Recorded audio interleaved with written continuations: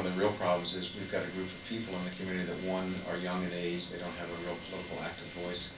Two, they're not an organized faction. It's not like Little League where you've got 15 kids on a team and they can all get together and their parents can get together and help push and fight for facilities and amenities.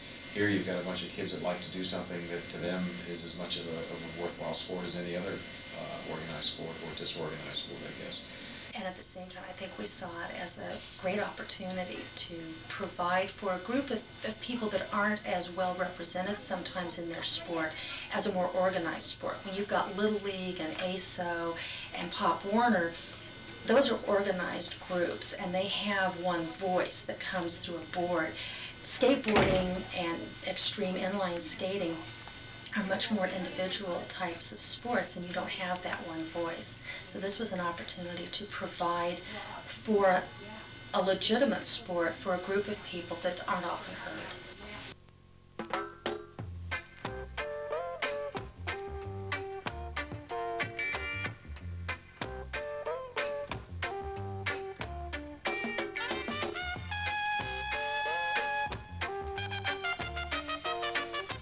There is a nationwide need for public skate parks. Currently, there are over 50 city-built public skating areas across the country. We visited 20 of these parks to help alleviate the liability fears and misconceptions that are commonly associated with skate parks, providing you with documented proof of creative ways to design, build, and fund your own facilities from the cities that have aggressively approached and successfully built skate parks.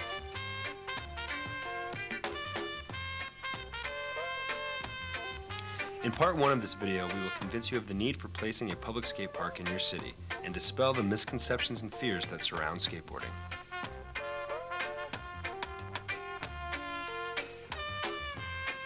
In part two, we will explore the design, cost, insurance, location, and funding issues involved with building your skate park.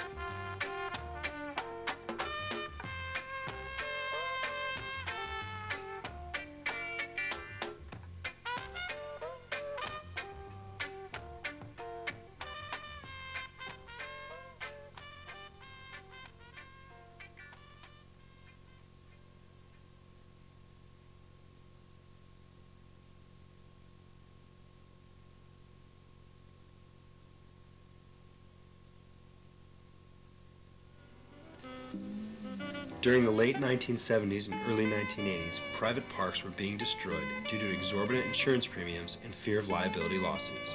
Between 1984 and 1989, most cities had placed zoning ordinances banning backyard ramps, leaving the children with nowhere to go.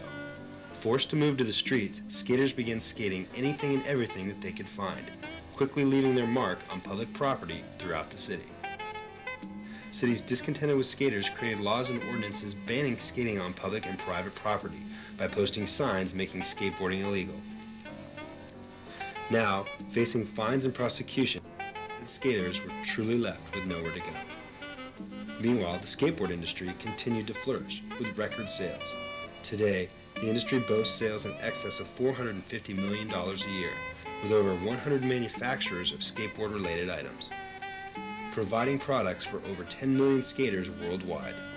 Today, there are over 1,400 retailers nationwide devoted to selling skateboarding products. So as the popularity of skateboarding grows, it will become an essential public facility that cities will need to provide.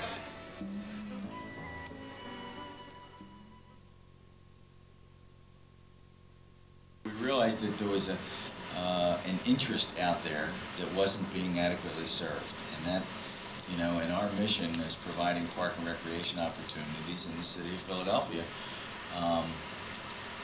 We were not fully recognizing the fact that a lot of people are interested in this activity. It's part of the mission of Parks and Recreation to provide activities for people in the community, and youth is an underserved group and has been recognized as such for a long time. So it was an opportunity to serve youth.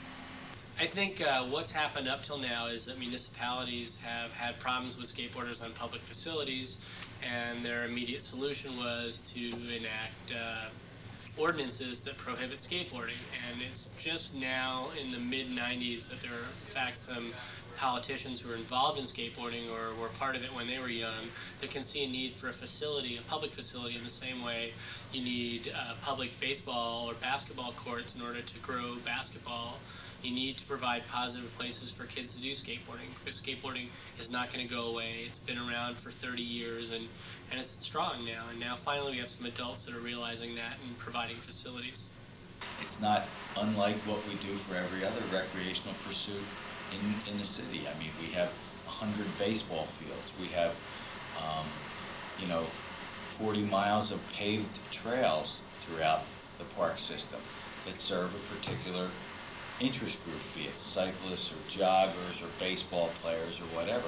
And we provide facilities for all of those types of users. So why shouldn't we provide an adequate facility for skateboarders as well? I don't see why every city shouldn't have one or two or three. Because, I mean, how many softball diamonds do we have in this city? You know, we don't even begin to approach that number with skateboard parks. They're no different, or they are different than softball players and football players, and it's a definite population of kids that want to show their skills a different way than another athlete does, and there was a need for it. A lot of times the people that participate out there, the young people, are not your traditional Little League players, and they have a legitimate need for recreation. Skateboarding seems to serve that need. Writing them tickets is just not the solution. I don't know what that accomplishes except to make a lot of kids very angry at the police. But yeah, we do field a lot of calls and things like that, and you go there and you tell the kids, you know, you can't skate here, and then their first question is, well, where can I skate? And we don't have an answer for them. I see the kids on the streets a lot. I know there's been a lot of problems with the police and the merchants as far as the kids crowding the streets and the storefronts. And we have all the merchants and the citizens who are real upset with skateboarders. You know, they surprise them and they almost knock them over, and they're in all their parking lots and parking strips. And we started off with it there that we were seeing a lot of damage to our property, and the kids, these really was young adults, really. They were old enough to have automobiles to drive into the area because they really didn't have any place to go. And the parents, it's been wonderful, the parents that have come out. You know, it's a clean sport for their kids, but they're frustrated. They have a lot of rec centers, but it's not what the kids want.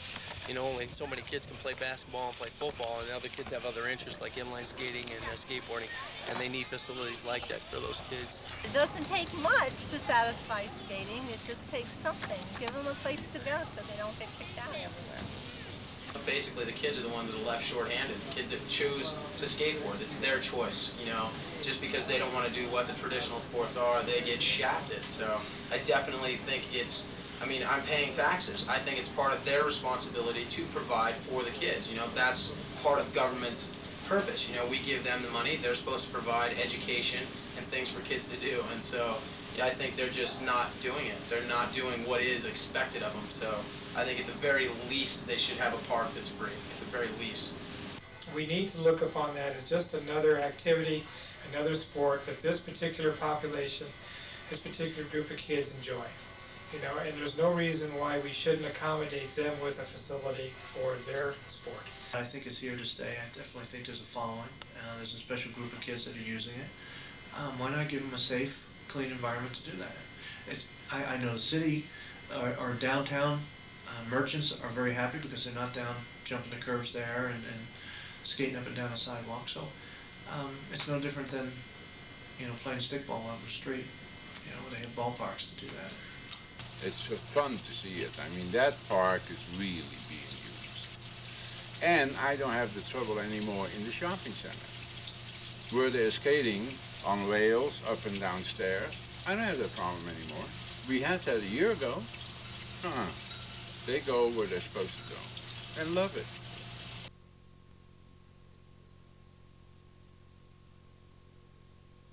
The skate park has been better used than we ever expected. It's beyond capacity and they turn people away on a regular basis. It's probably only half the size that it really should be in order to accommodate people. It's probably more used per square foot than just about anything else we have in the city, with the exception maybe of swimming pools.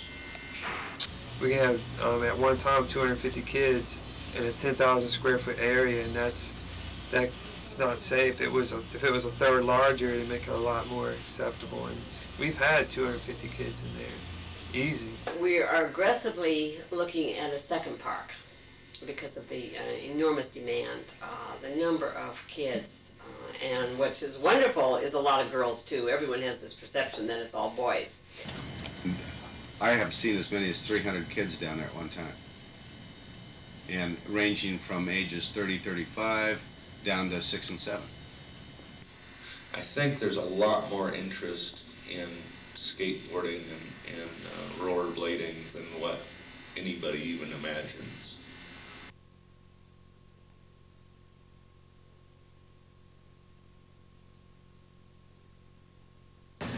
We did fairly lengthy research to a lot of the different facilities around to see what kind of claims they'd had. We're also a member of a municipality pool for our liability coverage, so it was easy to tap into them as far as what kind of claims had been happening in Colorado.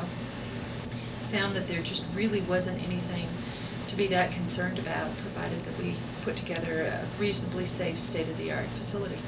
The park's been operating, as far as I know, for about 6 years, and there's not been a single claim against the city. And again, I think that's because the skateboarders feel like it's their facility, it's their responsibility, and they skate, quote-unquote, at their own risk. We did a survey of the other cities that had skate parks for many years in some cases, that discovered they had no history of claims or lawsuits. So far it's worked wonderful. I know there have been some broken limbs, lots of broken limbs, and the city has not yet received one claim. And I think that speaks a lot towards the skateboarding community themselves, because they are willing to accept responsibility for their own injuries. Since I've been involved with the skate park, we've not had any liability claims or suits. I know that there's been some sprained ankles, busted hands, skinned up knees. We have yet to have a claim filed against the city or any claims filed against anybody. They're all there, they know they're there on their own, and so they take the responsibility for anything that happens to them. I get calls, oh gosh, at least one a week from all over the state, all over the country, people wanting to use skateboard parks. The first thing they say is, this has got to be really dangerous. You people must be paying claims right and left, and we're not. Frankly, I just have not had any liability claims from the skateboard park. In some ways we expected it, because if you just think of skateboarding, you think injuries. But no, there has not been any against the city. In the 5 years that we've been running it, I know that there's been many accidents up there, and I've never received one phone call. And I have to say that to date, we have had not one claim from the skaters who use our park, and I'm very proud of that, and I respect the people who skate there, because they've kept their part of the bargain. And so far in 2 years, we have not to this point had a claim.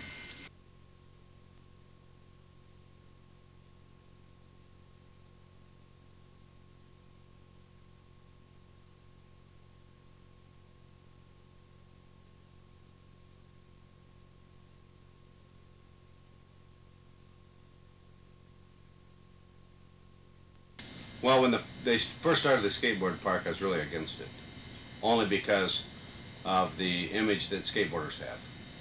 Once I started watching the kids build and the efforts that they were willing to put into that to make it themselves, then I got behind them.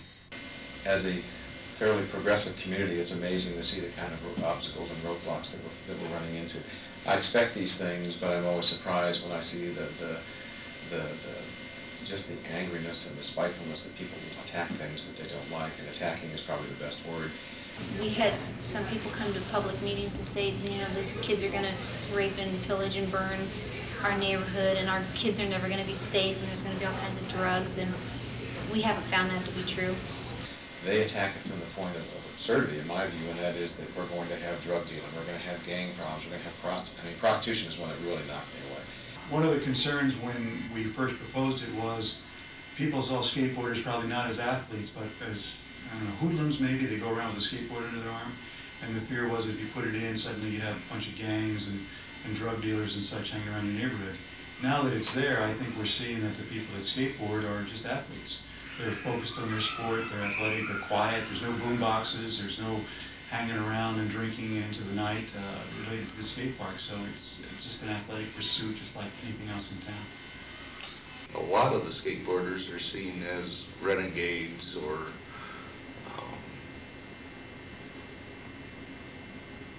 children running amok, you know, and that's how people perceive many of those young kids.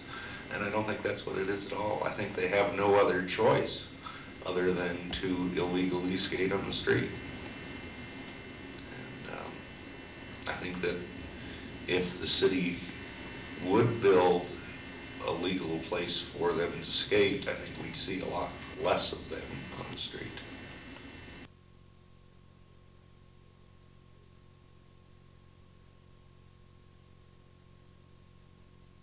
Businesses maybe have their eyes opened, government has their eyes opened, the police have their eyes opened, that just because you're a kid and you skateboard or because you're an adult and you skateboard, you're not doing something wrong. And it took probably 2 or 3 years to get acceptance with everybody in the neighborhood that these guys are okay. But now I seldom ever get a complaint. I mean, we've really been, I think, pleasantly surprised at how few problems it's created. These kids aren't criminals. They're athletes. They are superb athletes, you know. Skateboarding is the most difficult sport, and they want to skate. We need to provide for them. We need to have it open for them. We need to have the facilities for them. It's our job. I've found the skating community here in Palo Alto to be very aware, very responsible, very involved, and that's why we've had success. The community has benefited from having the park. But I think we in the city, both our Recreation and Parks Department, the Police Department, the City Council, all feel it's one of the most valuable recreational resources that we've put in the last couple of years. The reason why we got involved in this was trying to find alternative solutions to the problems of skateboarding around town without making them criminal. And I think this is a reasonable solution to that problem, and will better resolve it than going out and writing dozens and dozens of tickets. We appreciate you taking the time to watch the first half of this video, and we hope that it has helped you better understand the need to provide safe recreational areas for the youth in your city. We hope that we have opened your eyes and convinced you to vote in favor of placing a skateboard park in your community.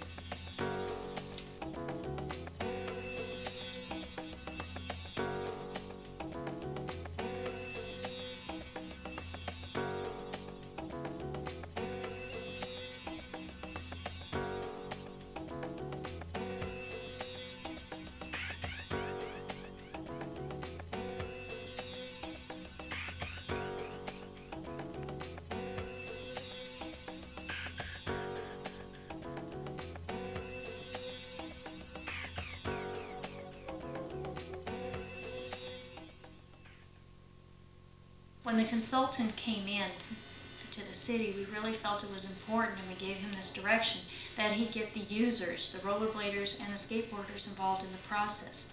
Because if he doesn't skate himself, and Park and Rec people don't skate, and we certainly didn't skate, then it was important the ones who were going to use the park to get exactly what they wanted so that they would use it, instead of designing something that we thought they might like. We really had no idea as to what they were looking for here, and we were all kind of scratching our heads and throwing ideas around, and we didn't really come up with anything concrete until we got some of the skateboarders themselves involved with the design of this park. Yeah, I feel it's absolutely essential that whoever designs the skateboard track work with the people who are going to be skating on it, and it means having meetings, going through a process of finding out what they want, and then designing that into the skateboard track, because then they have bought into it, it's their track, they know what they want, it's not a preconceived idea by anybody that's designing it, and it seems to work that way. I think that the biggest thing that most of the design flaws that we saw was, again, where the city just decided to go in and pour some cement and figured the kids would skate it, didn't talk to them, didn't find out what they wanted to skate, or what would work for them. So we think that talking to the kids is really important, and watching them skate is really important.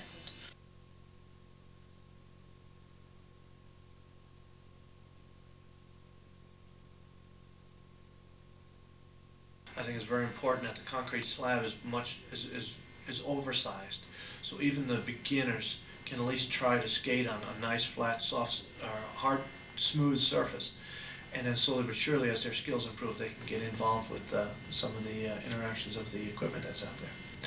It would make it a lot more fun for kids that actually, are trying to learn, and they can skate around the sides and the edges of the hills, learning board control and to turn and maneuver the board away from traffic. Where in the center of the bowl on a busy day, it's very crowded, and if your board control skills aren't, polished, you're going to run into someone, or you're going to try to be avoiding someone, hurting yourself trying to avoid them. Yeah, they should definitely have a beginner's area. There's times here when you collide with people and there's nothing you could do, and they really should have an area set aside for the little kids. What we found was we had some very beginners trying to skate with some pretty advanced skaters, and it just, they can't have the confidence that they need to go out and try something because they're so afraid they're going to get run over.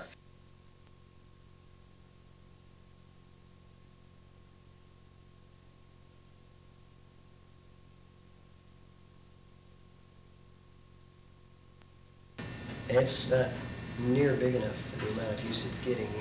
We triple this park. If Scott Carpenter was twice the size that it is, it would probably still be lacking in capability of handling all the skaters. We have 2 sessions every day, and the park holds 31 people, and we're basically at capacity every day during the summer.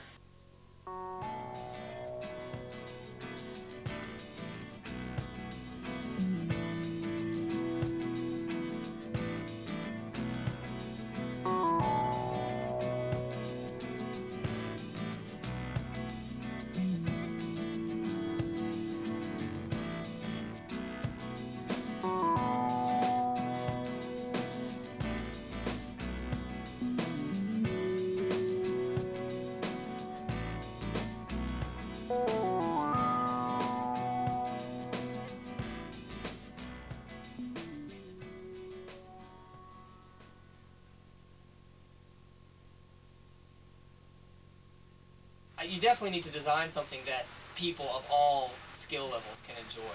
Okay, the public parks that people build, they should cater to every one of the skateboarders, which would be, you'd have a park like Huntington Beach or Milpitas, which would be a beginning park. You got like Santa Rosa, which is sort of an intermediate thing. You got something like Burnside that's for advanced skaters. I think every public park should have something to cater to each one of those 3 categories. They should have a beginner's area for safety reasons.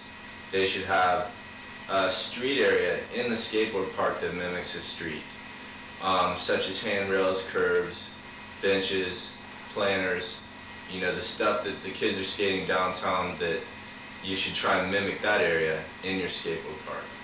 And you should also have a more challenging advanced area. And I think we're basically coming upon the fact of going from something that's a beginner status all the way to an advanced status, all incorporated into one park, and the town council seems to agree with the need for that.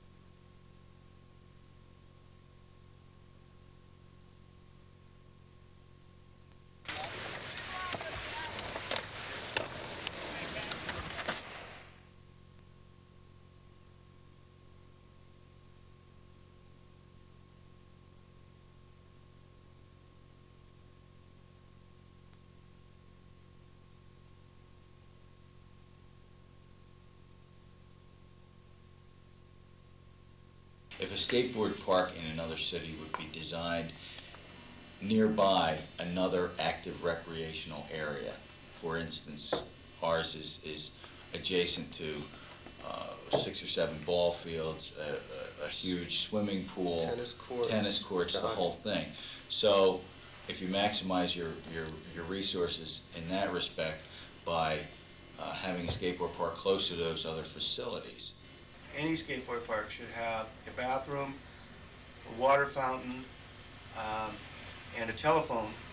For safety of the area, we ran telephone line out to the little office we put into the park so that they had an opportunity to dial in if there was any kind of an emergency. And we also wanted a park that had restrooms in it, and our park has portable toilets right now, and we'll have a future restroom.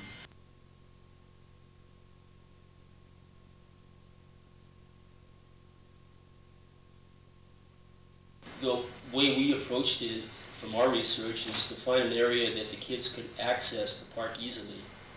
That was a strong consideration. One of the primary factors in picking the location that we did was to make it easily accessible. We wanted to have it on a bus route to make sure people get there by rapid transit. We're in a good central location here. We're close to the police department. If there's an emergency, somebody breaks something, they can get over here quick.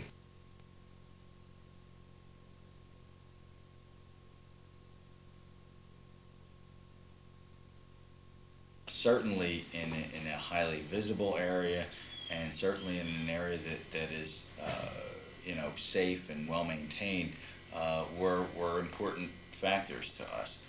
there were a number of reasons. One was that it was visible, and we thought that would help to promote the park. People would actually be able to drive by and see people skating in it.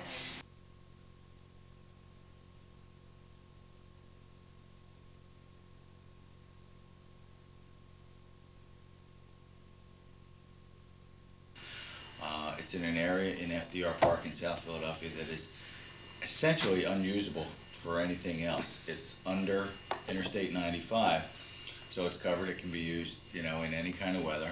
And it's particularly good because it's underneath the bridge. So in our climate, particularly with it raining so much, it's got automatic cover, and that's worked very, very well.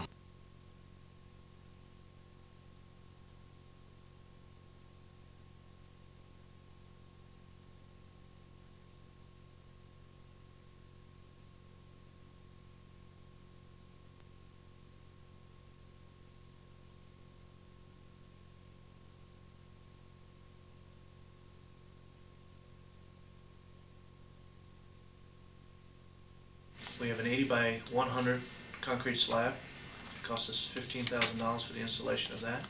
And our 4 pieces of equipment that we have on our park cost us $15,000. So we spent $30,000 of our lottery funds for that year on this skateboard park. Total cost for construction, fencing, and everything came to probably about $49,000 total. And the skateboard portion was about $50,000. And this was in 1992.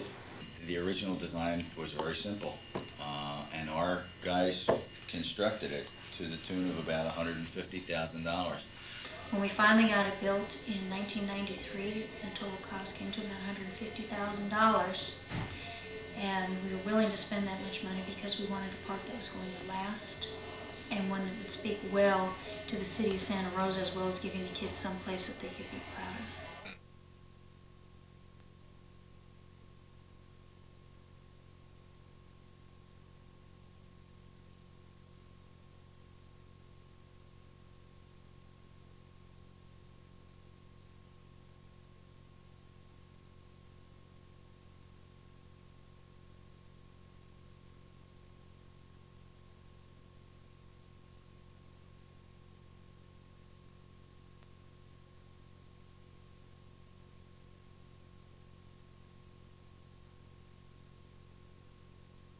I usually figure that you could build a track for $8 a square foot no matter what you did. I mean, if it's flat and has features over, coming up out of it, or you go down in the ground, it still seems to come out about $8 a square foot. So if a city gives me a budget of $80,000, I know they've got about a 10,000 square foot track. So I start, when I get all these models together from the kids at the workshop, I then know I've got about 10,000 square feet to work with.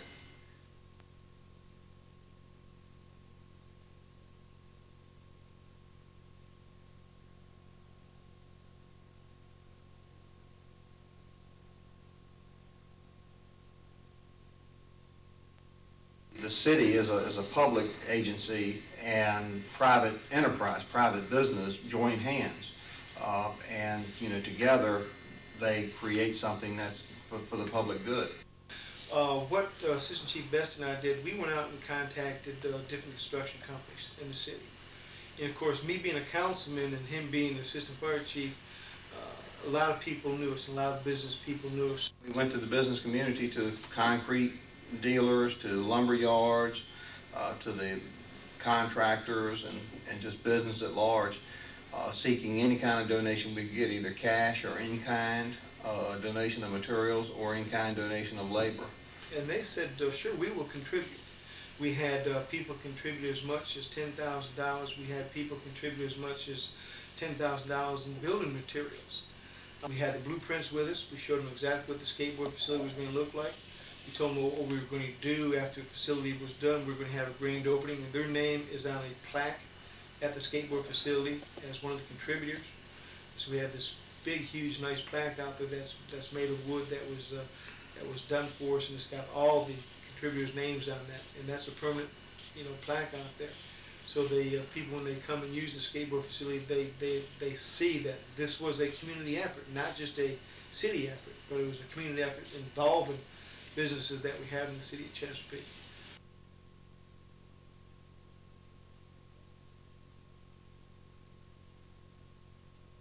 We use what we call PA&D money as park acquisition and development funds.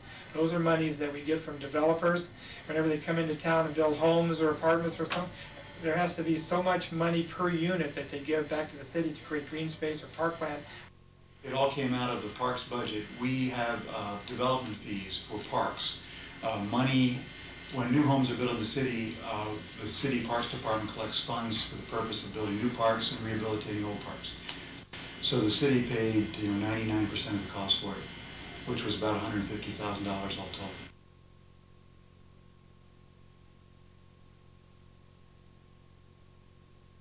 Okay, well, for the skateboard park, the city council went ahead and funded it through development impact fees, which are fees that are paid by developers every time they pull a building permit, and a certain portion of that money is set aside for the city then to go ahead and build parks and other types of facilities that are necessary for the community.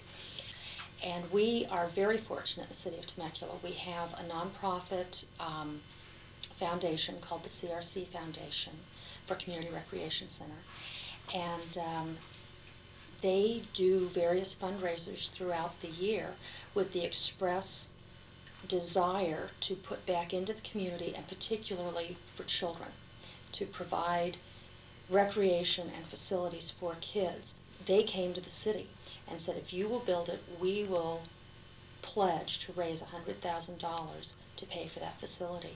And that's exactly what they did.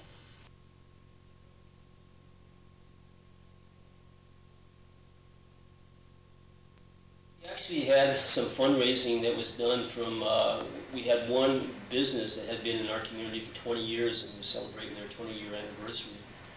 And they gave a sizable donation of $30,000 to the project.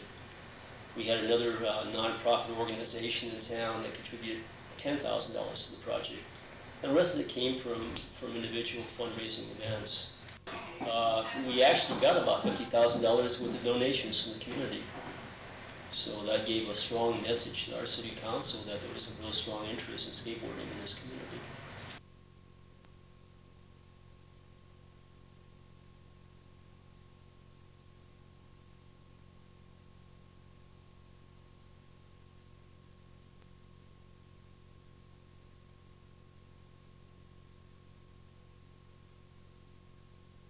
At that time, the city of Golden was self-insured. I talked to our human resource director at the time, wanted to know what it would cost us insurance-wise to stick our neck out, liability, because everybody was kept screaming about liability and the problems that they had. He informed me that it would not cost us anything more. We had the park up there, so we thought we would do that. Well, our city has coverage of the first $1 million. The city's self-assured. So any injury or any action taken against the city up to $1 million, the city will cover itself. After that, we have taken out insurance through a carrier to cover us for any other liabilities. The city is self-insured for the first $100,000, and then beyond that point, we have a umbrella liability policy that covers any liability claims against the city. It's separately rated. So it's in our insurance application, it's included as a separately rated little component, much the same way as a swimming pool would be, or a rodeo arena, or something like that. So we do name it as a specific, separate part of the city and pay coverage on it. What we have is the city is self-insured, and the city has an umbrella policy for settlements against the city that are over $1 million. However, the company that holds that umbrella policy specifically excludes skateboarding from coverage. So therefore, all the activities of the city at the skate park are self-insured, which means if something were to happen and the city were held liable and a settlement be made, that would come out of the city general fund. However, the city was comfortable in doing that for two reasons. One, we did a survey of the other cities that had skate parks for many years in some cases, had discovered they had no history of claims or lawsuits. And the second was the city attorney felt that the kids are already skating all over public property anyway. You may as well provide them a safe facility that was designed for that purpose. You already got the liability, you may as well control it a little bit.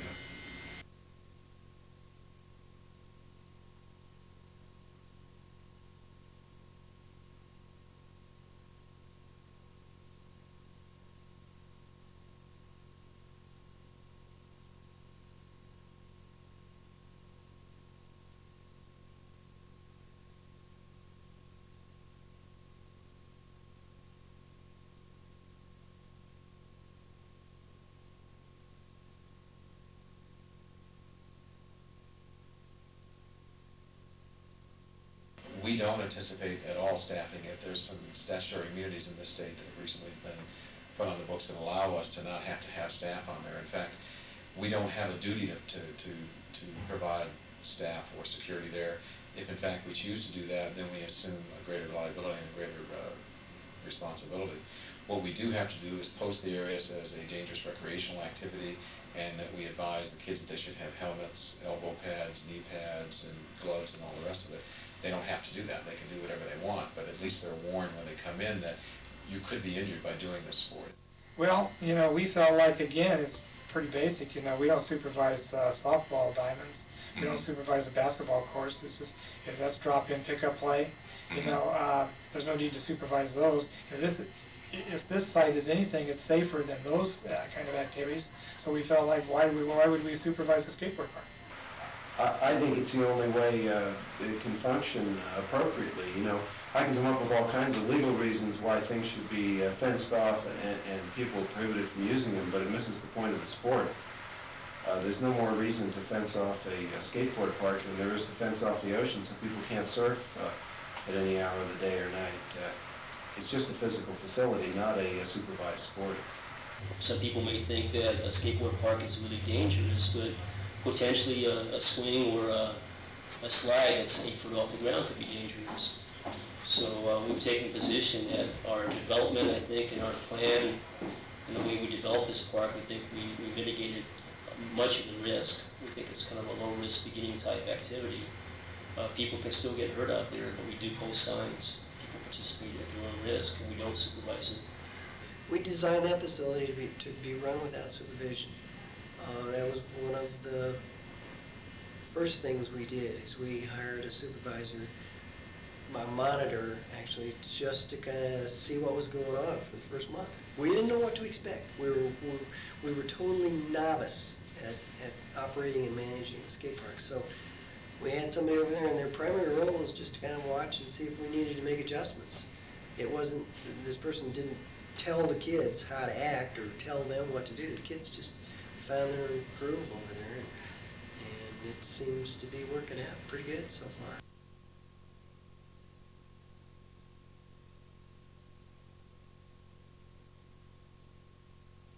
We did some other research also and found that if you had an unstaffed facility and you didn't charge for the use of it, and you properly posted it, there is a code within the state code, and you post it properly and require safety gear, which includes helmet, elbow pads, and knee pads, then you have significantly reduced your liability on that facility. People are skating at their own risk. We took that into consideration, but that was not the direction we chose to go. We were building what we consider to be a more advanced facility and one that we felt needed to be supervised and staffed. It costs us about $20,000 to $25,000 a year to staff the bowl. My feeling on the whole thing is that a supervised park is just a safer environment for the kids. You know, you keep the numbers limited to what's appropriate for the size of the park. Our facility is supervised by Parks and Recreation. We have a staff member down there when the park is open.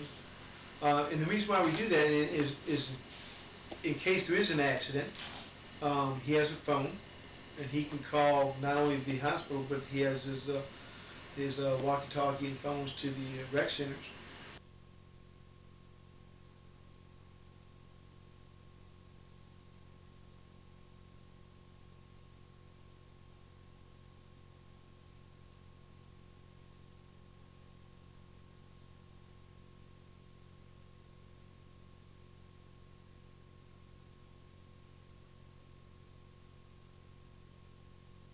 What's really important, and what was important here in Santa Rosa, is to have the backing and advice of the skating community in front of the council when the idea was brought forward.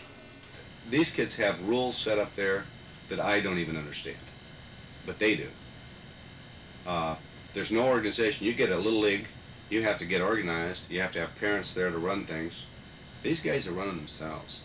Yeah, I think that everything in regard to that skateboard park has been positive. We haven't had social problems out there. It's been heavily used. We have not had injuries that I'm aware of, and the kids have been very responsible in the way they've operated and used the park. So I think, you know, within the next 5 to 10 years, it's going to be something that's standard in every little municipality, in every community. There's not going to be one park, there's going to be several. And this was a good project. The city came together as one. We built it. We got the contributions. We got the building materials, and everybody was tickled to death. The kids were tickled to death, and everybody said after it was opened up that this is a great facility. I really think we got something to be proud of, and I think every city of any size should take a good look at the next, and put that same park in your city. We'll build a park here. It'll be a very nice park, and I think the citizens, especially I know the kids that are skateboarders, are gonna appreciate it. And it is a shame that we can't look at them on the same standing as everybody else, and their recreational needs are just as important. We always are saying, you know, why are the teams so angry? Why do they not want to do anything that we provide? Why are they always on the outside looking in? Well, the brief planning process that we've been into already really illustrates that. I mean, as soon as you mention kids, it doesn't matter what the activity is, half the population says, we don't want them in our neighborhood, they're going to cause trouble, there'll be problems. Well, the kids hear those same things, and it's not a big surprise when they choose not to participate in a lot of things that we do. This is an activity that is every bit as much of a sport as surfing, as tennis, as golf, as baseball, as anything else, and they have the right to have these kind of facilities. And I think we, as typically as older adults, look at these things and say, well, I don't skateboard. Hell, we don't need another skateboard park. When's the last time I've used one? None of my friends skateboard, so we don't need them. All the things we need are whatever it is we happen to do. And I think we better open up our eyes and ears and start saying, you know, what does the community want? And the community is not defined as people that look and act like us. This has probably been one of the most rewarding projects that I've worked on for the city. Every time I go out and I look at that facility and I see the kids skating it, I get excited. I've never tried a board. I probably never will, but somehow I feel like I'm skating on that board with them when they're out there, and I really am proud of that facility.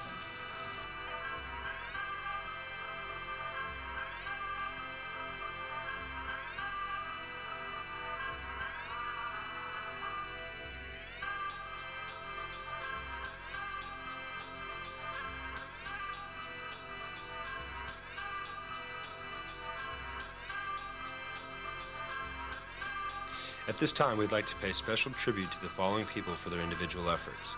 To Mark Scott for his dedication and devotion to the creation of one of the best skateboarding facilities in the United States, the Burnside Project. To Terry Grimble for his perseverance and determination in seeing the Fayetteville Skate Park become a reality. And to the Chesapeake Fire Department, who took on the task of building a skate park for the youth of their community of their own volition, because they recognized the need for it.